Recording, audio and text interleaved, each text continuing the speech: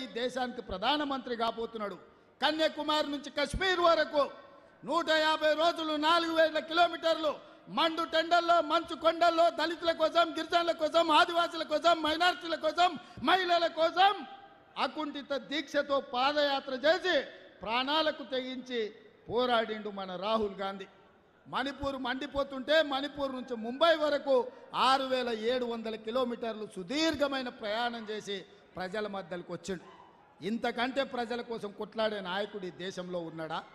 మరి అట్లాంటి నాయకుడికి అండగా నిలబడాల్సిన బాధ్యత 4 కోట్ల తెలంగాణ ప్రజల మీద ఉన్నదా లేదా ఆలోచన చేయండి మిత్రులారా. ఇవాళ వాళ్ళు అంటారు కాంగ్రెస్ ప్రభుత్వం గ్యారంటీలు ఇచ్చింది అమలు చేయలేదని. నేను ఆ గాడిదలను అడగదలుచుకున్న, సోయిలేని వాళ్ళను ఒక్క మాట నేను అడగదలుచుకున్నా. 10 ఏళ్ళు కేడీ ఇక్కడున్నాడు, 10 ఏళ్ళు మోడీ అక్కడున్నాడు. మోడీ రైతులకు 2 ఆదాయం చేస్తా అన్నాడు. ప్రతి సంవత్సరం 2 కోట్ల ఉద్యోగాలు, 10 ఏళ్ళ 20 కోట్ల ఉద్యోగాలు ఇస్తా అని 7 లక్షలు కూడా చక్కగా ఇవ్వలే. రైతుల ఆదాయం సంగతి దేవుడెరుగు, రైతులను కాల్చి చంపిండు ఢిల్లీలో. అదేవిధంగా ప్రతి పేదవాడికి ఇల్లు ఇస్తా అన్నాడు, తెలంగాణలో ఒక్క ఇల్లు ఇవ్వలే. జన్ధన్ ఖాతాల పేరు మీద స్విస్ బ్యాంకులో లక్షలాది కోట్ల రూపాయలు నల్లధనం ఉంది. అవి తీసుకొచ్చి ప్రతి పేదవాడి ఖాతాలో 15 లక్షల రూపాయలు వేస్తా అన్నాడు. మీకెవరికన్నా ఒక్క రూపాయనన్నా వచ్చిందా? ఎవరికైనా వచ్చిందా? మోడీ పైసలు ఇచ్చిండా?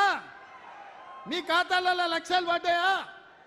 ఏ ఒక్కరు కూడా ఒక్క పైస ఇవ్వని నరేంద్ర మోడీ 3వసారి ప్రధానమంత్రి అవుతాడంట. ఇక కేడీ అయితే దళితులకు 3 ఎకరాల భూమి, డబుల్ బెడ్రూమ్ ఇల్లు, ఇంటికో ఉద్యోగం, ఇట్లా శాంతాడంత లిస్టు చెప్పిండు. చివరికి ఏమైండు? బొందలకు పోయిండు. వాళ్ళు 10 ఏళ్ళ గాడిదలను కాసి ఇవాళ 100 రోజుల్లో మనం 6 గ్యారంటీలలో 5 అమలు చేసినాం సోదరులారా. అప్పుడే రేవంత్ రెడ్డి గ్యారంటీలు అమలు చేస్తలేడు, ఇక దిగిపో అంటుండు. దిగిపోనికి ఏమన్నా అల్లాటప్పగా వచ్చినాం అనుకుంటున్నావా? అయ్య పేరు తాత పేరు చెప్పుకొని ఎవరి కాళ్ళు పట్టుకొని రాలే బిడ్డ. నీలాకటోళ్ళని తొక్కుకుంటా వచ్చి ఆ కుర్చీలో కాంగ్రెస్ పార్టీ కార్యకర్తలు కూర్చోబెడితే కూర్చున్నాం. 10 ఏళ్ళ వరకు నేను చెప్తున్నా, మానుకోట గడ్డ మీద నుంచి కల్వకుంట్ల చంద్రశేఖరరావు గుర్తుపెట్టుకో. నువ్వు కాదు, నిన్ను అయ్య కాదు, నీ తాత కాదు, నిన్ను పుట్టించినోడు వచ్చినా 10 ఏళ్ళు తెలంగాణ రాష్ట్రంలో కాంగ్రెస్ ప్రభుత్వం ఉంటుంది. ప్రజా పాలన అందిస్తాం. ప్రతి పేదవాడికి ఇచ్చిన మాట ప్రకారం ఇందిరమ్మ ఇండ్లు ఇస్తాం. ఆర్టీసీ బస్సులో ఉచిత ప్రయాణం ఇస్తాం. రాజీవ్ గాంధీ ఆరోగ్యశ్రీలో 10 లక్షలు ఇస్తాం. ఇంటింటికి 200 యూనిట్లు ఉచిత కరెంట్ ఇస్తాం. 500 రూపాయలకే సిలిండర్ ఇస్తాం. సంవత్సరం తిరిగే లోపల 2 లక్షల ఉద్యోగాలు ఇస్తాం. బీసీ జనాభా లెక్కలు కట్టి వాళ్ళ జనాభా ఎంతుందో వాళ్లకు నిధులు ఇస్తాం. ఇవన్నీ పనులు చేసే బాధ్యత మాది. ఇదే కాదు మీడియా మిత్రులారా, 100 రోజుల్లో మీకు తెలుసు అధికారం చేపట్టిన 48 గంటల్లో ఆడబిడ్డలకు ఆర్టీసీలో ఉచిత ప్రయాణం ఇచ్చినాం. ఇవాళకి 35 కోట్ల మంది ఆడబిడ్డలు అమ్మగారింటికి, అత్తగారింటికి నచ్చిన దేవుణ్ణి మొక్కుకోనికే గుళ్ళు గోపురాలకు పోయొచ్చింది. 10 లక్షల రూపాయల రాజీవ్ ఆరోగ్యశ్రీ పథకం ద్వారా కార్పొరేట్ హాస్పిటళ్లలో వైద్యాన్ని పేదలకు అందించినాం.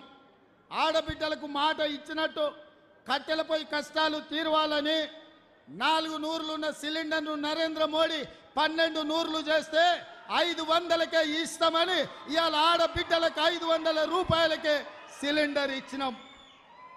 పేదవాళ్లకు వ్యవసాయానికి ఉచిత విద్యుత్తే కాదు, పేదవాళ్ళ ఇండ్లకు కూడా 200 యూనిట్లు ఉచితంగా ఇస్తామన్నాం. ఇచ్చి బరాబరు చూపించినాం. ఇవాళ పేదవాడి ఇంటికి 0 బిల్లులు ఇస్తున్నాం. ఇదే కాదు, పొంగులేటి గారి మంత్రివర్గం ఈరోజు 4,50,000 ఇందిరమ్మ ఇండ్లు 22,500 కోట్ల రూపాయలతోని ఇదే ఖమ్మంలో ప్రారంభించుకున్నాం. ప్రతి పేదవాడికి ఇవాళ ఇందిరమ్మ ఇండ్లు ఇస్తున్నాం.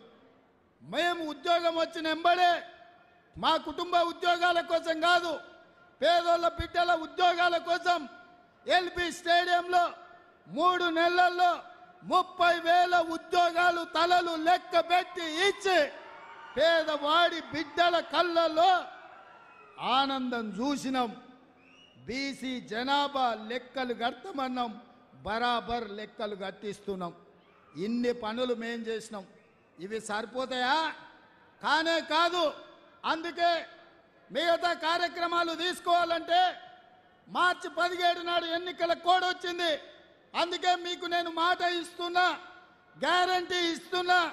సోనియమ్మ మాటగా, రాహుల్ గాంధీ గ్యారంటీగా ఆగస్టు 15 తారీఖు లోపల 2 లక్షల రూపాయల రైతు రుణమాఫీ.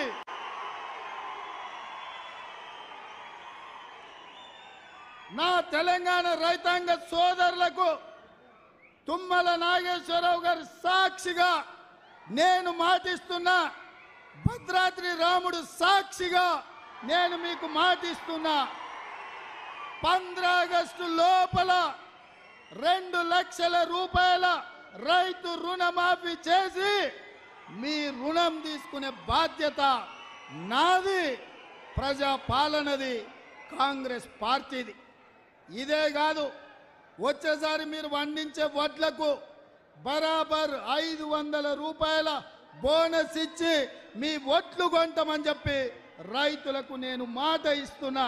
మీరు ఈరోజు మా 100 రోజుల పాలన చూడండి, మా ఆర్టీసీ బస్సు చూడండి, మా ఆరోగ్యశ్రీ పథకం చూడండి, మా గ్యాస్ సిలిండర్ చూడండి, మా ఉచిత కరెంటు చూడండి, మా ఇందిరమ్మ ఇళ్ళ పథకం చూడండి, మేము ఇచ్చిన 30,000 ఉద్యోగాలను చూడండి, మేము లెక్క పెడుతున్న బీసీల జనాభా చూడండి, మేము మాఫీ చేయబోయే 2 లక్షల రైతు రుణమాఫీ చూడండి, మేము ఇయ్యబోయే 500 బోనస్ చూడండి.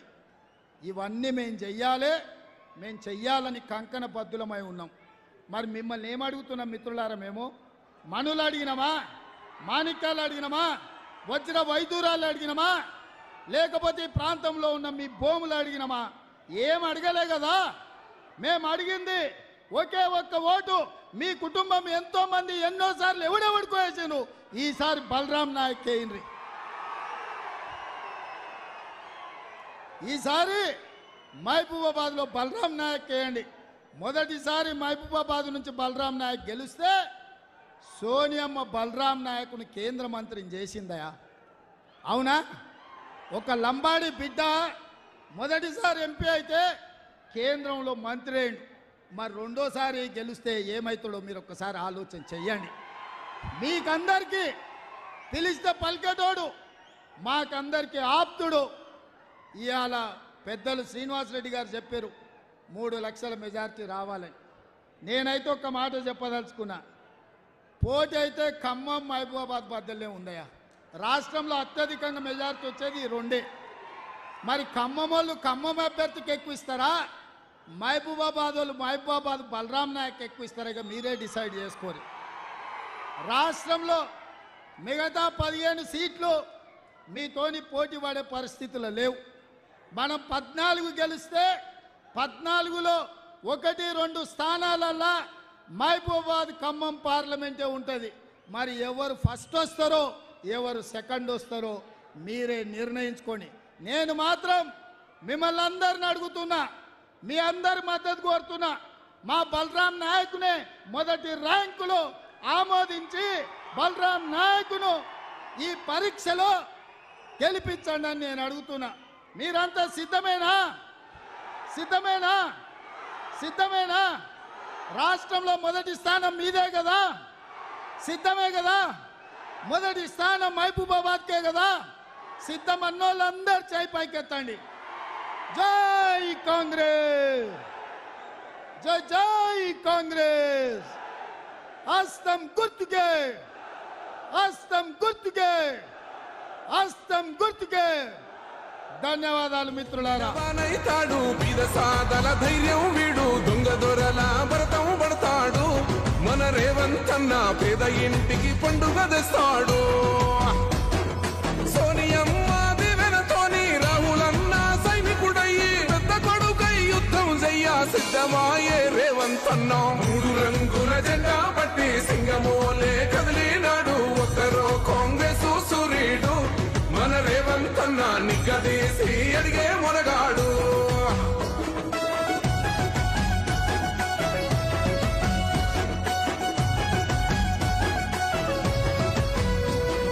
దాడులెన్ని జరిగిన గాని దడువలేదు రేవంతన్నా గంతకంతా ఎత్తుకు ఎదిగాడో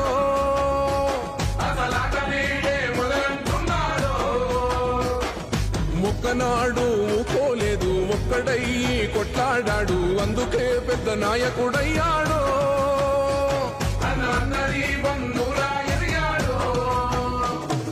అమరవీరుల త్యాగం చూసి అమ్మ సోనియ చలువతోటి వచ్చిన మన తెలంగాణ రక్షణే ధ్యేయమంటున్నాడు రంగుల జెండా పట్టి సింగమోలే కదిలినాడు ఒక్కరో కాంగ్రెస్ సూర్యుడు మన రేవంత్ అన్న నిగ్గదీసి అడిగే